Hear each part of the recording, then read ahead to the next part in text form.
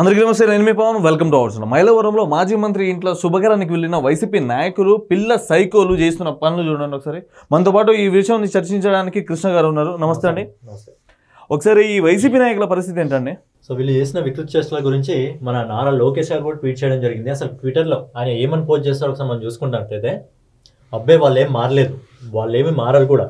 ఏ ముహూర్తాన psycho అని పేరు పెట్టాము వైసీపీ పార్టీకి, వాళ్ళ నాయకుడికి, ఆ పేరును సార్థకం చేసుకోవడానికి నిరంతరం పనిచేస్తున్నట్టు ఉంటారు వాళ్ళు. అందుకే వాటిని నేటికి ఎప్పటికీ అదొక సైకో పార్టీ, వాళ్ళకి సైకో నాయకుడు. ప్రజలు బుద్ధి చెప్పినా మారని వాళ్ళు ఆలోచనలు. చిన్న పిల్లాడి చేతుల నుండి సైకిల్ లాక్కొని దాన్ని తొక్కుతూ విరగ్గొడుతూ వాళ్ళు వికృత చేష్టలు, ఇలాంటి చేష్టలు అయితే చేయడం జరుగుతుంది. అసలు వాళ్ళు ఏం చేస్తున్నారు, చిన్న పిల్లాడి చేతిలో సైకిల్ తీసుకొని వాళ్ళు ఏం చేస్తారు అనేది ఒకసారి మనము వీడియోని చూద్దాం. మీరు ఇక్కడ చూడండి, అక్కడ చిన్న పిల్లోడు వస్తా ఉన్నాడు. ఆయన పాపం ఏమీ తెలియదు, ఆయన సైకిల్ వేసుకొని పోతా ఉంటే ఆయన దగ్గర నుంచి ఈ వ్యక్తి సైకిల్ గుంజుకొని వచ్చి చూడండి ఎట్లా ఇస్తుంటా. అదే పాపం చిన్న పోరగాడు ఆడు సైకిల్ తీసుకొచ్చి కాళ్ళతో తొక్కి పడేసి డ్యామేజ్ అంతా చేసిర్రు ఈ వైఎస్ఆర్సీపీ పార్టీ వాళ్ళు. అసలు నాకు ఒకటి అర్థమైతేలే, దాంట్లో వచ్చిన ఆనందం ఏంటి వీళ్ళకి అంటే, ఇప్పుడు ఆ సైకిల్ అనేది టీడీపీ పార్టీ గుర్తని చెప్పి ఆ సైకిల్కి అంతగానో భయపడుతున్నారంటే మరి దేనికి భయపడుతున్నారు వీళ్ళు? అసలు ఇంతగానో చేయడానికి కారణం ఏమంటారు? వీళ్ళు ఇప్పుడనే కాదు, ఇప్పుడు ఇక్కడ తెలుగుదేశం పార్టీ సింబల్ కాబట్టి ఆ సైకిల్ ని ఒక చిన్న అబ్బాయి దగ్గర నుంచి లాక్కొని అలా కిందేసి దొక్కుతున్నారు. అదే ఒక బీజేపీ పార్టీ పువ్వు అయితే, అంటే ఆంధ్ర రాష్ట్రంలో పువ్వులు ఉండకూడదా? అలాగే వాళ్ళ చెల్లెలు షర్మిల హస్తం గుర్తు తీసుకుంది. మరి హస్తం గుర్తుని వీళ్ళు ఒకవేళ మరి ఆ చిన్నారి పరిస్థితి ఏ విధంగా ఉంటుండే ఒకవేళ చెయ్యి, వీళ్ళు అదే విధంగా ఒకవేళ సైకో చేష్టలు చేస్తుంటే అట్లనే ఇరగొట్టేస్తారు. ఆ పిల్లాడి చెయ్యి ఒకవేళ ఎరగొట్టుంటే ఎవడు రెస్పాన్సిబిలిటీ తీసుకుంటాడు? అలాగే జనసేన ఉంది, గాజు సింబల్, అంటే రాష్ట్రంలో గాజు సింబల్స్ ఉండకూడదా, గ్లాసులు ఉండకూడదా? సో ఇలాగా ఉంటాయి వీళ్ళ వికృత చేష్టలు. ఇప్పుడైనా కాదు, వీళ్ళు పిల్లల విషయంలో, పెద్దల విషయంలో, అందరి విషయాల్లో ఇలాగ ఉంటారు. సమాజం అంటే రెస్పెక్ట్ ఉండదు, అసలు మనుషులు అంటే రెస్పెక్ట్ ఉండదు. వీళ్ళు 14 ఏళ్ళ అమర్నాథ్ వాళ్ళ అక్కను ఈవ్టీజింగ్ చేస్తున్నాడని చెప్పి అంటే ఆ పిల్లాడిని పెట్రోల్ పోసి తగలబెట్టడం జరిగింది. ఈ సైకోలు, ఈ వైసీపీ నాయకులు.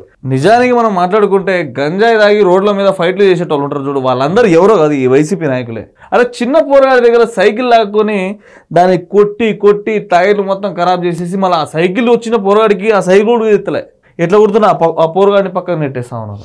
ఆ అమర్నాథ్ విషయంలో మీ వైసీపీ నాయకులు గట్లనే ఉన్నారు.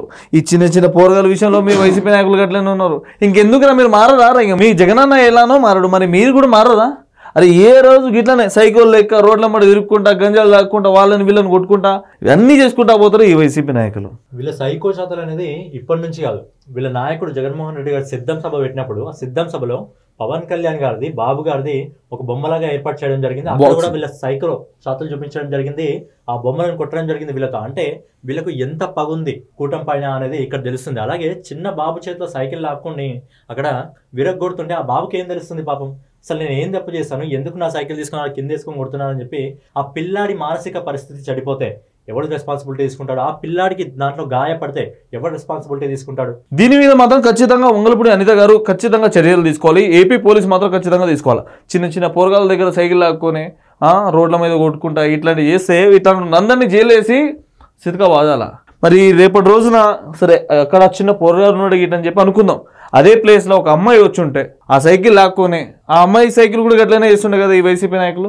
సైకిల్ని చూస్తేనే గద్ద భయపడతా ఉంటారు. మరి ఎందుకురా మీరు సపోర్ట్ చేయకుండా వదిలేసండి, మీరు పార్టీలో వెళ్ళి అన్ని వదిలేసి సపోర్ట్ చేయకుండా ఉండండి. సో ఖచ్చితంగా రాష్ట్రంలో తిరిగి ఇలాంటి చర్యలు పునరావృతం కాకూడదు అంటే ఖచ్చితంగా వంగలపూడి అనిత గారు దీనిపైన స్ట్రిక్ట్ యాక్షన్ తీసుకోవాలి. సో ఇదనే కాదు, రీసెంట్గా మీకు ఇంకో వీడియో కూడా చూపిస్తాను.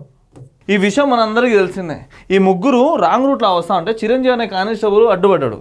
అరే ఏంద్రబాబు గిట్లా వస్తున్నారు, రాంగ్ రూట్ కదా గిట్ల అని చెప్పంటే వీళ్ళు ఏమనాలి, సార్ మాకు తప్పైంది, మాకు తెలియకుండా వచ్చేసినాం గిట్లని చెప్పి అనేసి వెళ్ళిపోవాలా.